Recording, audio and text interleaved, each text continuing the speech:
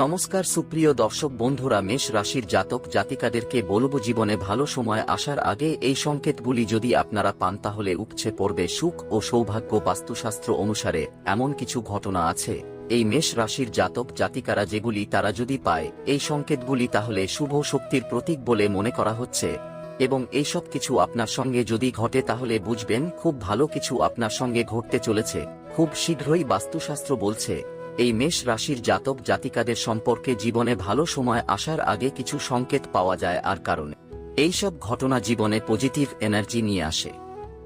এগুলি আপনার যদি সঙ্গে ঘটে তাহলে বুঝবেন দারুণ ভালো সময় আপনার জীবনে আসতে চলেছে। আর এইসব ঘটনা এই মেষ রাশির জাতক জাতিকাদের জীবনে সুখ সম্পদ বৃদ্ধির ইঙ্গিত দেয়, এবং স্বয়ং মা লক্ষ্মী বাড়িতে প্রবেশ করার আগেই এইসব ইঙ্গিত পাওয়া যায়। তবে জেনে নেওয়া যাক যে জীবনে কোন ঘটনা বা কোন ইঙ্গিত পেলে মেষ রাশির জাতক জাতিকারা বুঝবেন আপনাদের জীবনে সুখ সম্পদ বৃদ্ধির ইঙ্গিত পাচ্ছেন। দেখুন, সবাই চায় যে তার জীবন সুখ সমৃদ্ধি খুশিতে ভরে থাক, খারাপ দিন কখনোই যেন না আসে, কিন্তু এটা সম্ভব নয়। এমনকি খারাপ দিন যখন পার হয় তখন সেটা অতিবাহিত করা অত্যন্ত কষ্টকর হয়ে পড়ে। কিন্তু এর মধ্যে এমন কিছু সংকেত পাওয়া যায় যাতে খুব সহজেই জানা যায় যে আপনার ভালো দিন আসতে চলেছে। জ্যোতিষশাস্ত্রে বলছে ভালো দিনের সংকেত অনেকগুলি দেয়া হয়েছে, সেগুলো এই মেষ রাশির জাতক জাতিকাদেরকে বলবো, আপনারা অবশ্যই মনোযোগ সহকারে শুনবেন। তবে তার আগে কিছু গুরুত্বপূর্ণ কথা আপনাকে বলবো যেটি জানতে হবে আপনাদেরকে। তবে সময় কারোর জন্য সব সময় একরকম থাকে না, কখনো ভালো কখনো খারাপ। তবে ভালো সময় আমরা সবাই উপভোগ করি, কিন্তু খারাপ সময় অতিবাহিত করা অত্যন্ত মুশকিল হয়ে পড়ে। কিন্তু তার মধ্যেই আমাদের ভালো সময়ের জন্য অপেক্ষা, কিভাবে ভালো সময় আসবে তার চেষ্টা আমরা করি। জ্যোতিষশাস্ত্র বলছে যখন আপনার খারাপ সময় চলতে থাকবে তখন তার কিছু সংকেত পাওয়া যায়। আপনার বাড়িতে বিনা কারণে অদ্ভুত নীরবতা থাকবে। গরু কুকুর সমস্ত প্রাণী যদি আপনি খাবার দেন তাহলে আপনার হাত থেকে খাবে না, তখনই বুঝতে পারবেন যে আপনার সময় খারাপ আসছে। বহু চেষ্টার পরও টাকা পয়সা জমবে না, বিভিন্ন টাকা খরচের উপায় বেরিয়ে আসবে, ঘরে জৌলুস থাকবে না। দেখুন, আপনাদেরকে তো বললাম খারাপ সময়, আপনারা বুঝবেন কিভাবে। এবার আপনাদেরকে বলব ভালো সময় আসার আগে যে সংকেতগুলি আপনারা পাবেন সেগুলি শুনুন। হচ্ছে চড়ুই পাখি যখন দেখবেন ভালো সময় আপনার আসতে শুরু করবে তখন আপনার ঘরের উঠোনে বা বারান্দায় চড়ুইয়ের দল এসে বসতে শুরু করবে। যদি জোড়া চড়ুই পাখি আপনি দেখতে পান তাহলে বুঝবেন এই মেষ রাশির জাতক জাতিকারা আপনাদের সময় ভালো আসতে চলেছে। ততক্ষণাৎ চড়ুইকে খাবার ছড়িয়ে দিন, এবং সেই দানা যদি চড়ুই খায় তাহলে বুঝবেন ভালো সময় আপনার দৌড়গোড়ায় এসে গেছে। তারপরে যেটি বলবো এই মেষ রাশির জাতক জাতিকাদের সেটি হচ্ছে গরু। আপনারা হয়তো জানেন যে একটি ভগবানের প্রতীক। যদি আপনার ঘরের সামনে আচমকা কোন গরু এসে দাঁড়িয়ে থাকে তাহলে বুঝতে পারবেন আপনার ভালো সময় আসতে শুরু করছে। ঘরে যা কিছু আছে, রুটি বিস্কুট পাও রুটি অথবা ভাত মুড়ি যাই থাকুক না কেন, যদি গরু খেয়ে চলে যায় তাহলে বুঝতে পারবেন যে আপনার খারাপ সময় সে সঙ্গে নিয়ে যাচ্ছে। তবে হিন্দু ধর্মে গরুকে বিভিন্ন দেবতার সাথে যুক্ত করা হয়েছে, তবে বিশেষভাবে কামধেনু নন্দীর সাথে সম্পর্কিত। কামধেনু হল ইচ্ছা পূরণকারী গাব, আর নন্দী হল শিবের বাহন, যা একটি স্থান। এছাড়াও গরুকে অন্যান্য দেব দেবীর বাসস্থান হিসাবেও কিন্তু বিবেচনা করা হয়। এরপরে যেটি বলবো এই মেষ রাশির জাতক জাতিকাদের সেটি অত্যন্ত গুরুত্বপূর্ণ, মাদার গাছের চারা।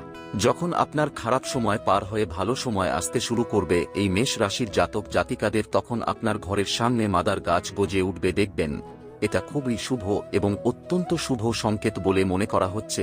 বাস্তুশাস্ত্রে মাদার গাছের চারা সাধারণত কোন নির্দিষ্ট দেবতার সঙ্গে সরাসরি সম্পর্কিত নয়, তবে মাদার গাছ হিন্দুদের মধ্যে বিভিন্ন পুজো পার্বণে ব্যবহার করা হয়। এর সাথে কিছু লোকতায় সম্পর্ক রয়েছে।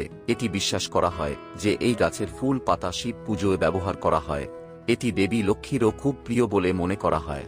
এবং এরপরে যেটি বলব সেটি হচ্ছে সাদা পায়রা। যদি আপনার ঘরের সামনে সাদা কবুতর এসে বসতে শুরু করে ঘুলঘুলিতে কিংবা কার্নিশে, তাহলে মেষ রাশির জাতক জাতিকারা মনে করবেন আপনাদের জীবনে ভালো সময় আসতে চলেছে। আর যদি বাড়িতে বাসা বাঁধে তাহলে মনে করবেন দীর্ঘদিন শান্তি বজায় থাকবে এই মেষ রাশির জাতক জাতিকাদের। এবং সাদা পায়রা সাধারণত প্রেম ও শান্তির প্রতীক হিসেবে পরিচিত, তবে হিন্দু ধর্মে এটি দেবী লক্ষ্মীর সাথেও সম্পর্কিত।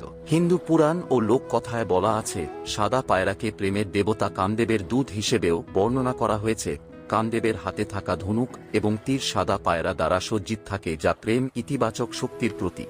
এছাড়াও অনেকে সংস্কৃতির সাদা পায়রা এবং শান্তি পবিত্রতার প্রতীক হিসেবে বিবেচিত হয়।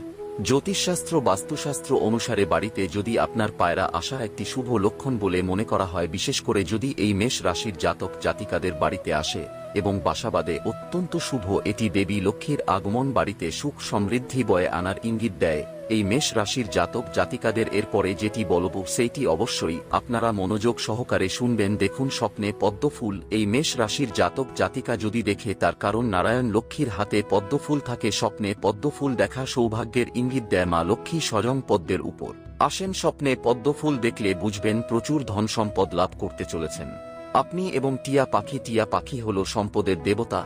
এই মেষ রাশির জাতক জাতিকাদেরকে বলবো, মা লক্ষ্মীর সঙ্গেও কিন্তু টিয়া পাখির সম্পর্ক রয়েছে। সবুজ টিয়া। তাই আপনারা যারা মেষ রাশির জাতক জাতিকারা রয়েছেন, বাড়ির জানলা বা বারান্দায় কোন টিয়া পাখি এসে বসলে বুঝবেন মা লক্ষ্মীর আগমন বার্তা ঘোষণা করছে। বাড়িতে টিয়া পাখি আসলে লক্ষ্মীর আশীর্বাদে আর্থিক সমস্যা কেটে যাবে আপনার।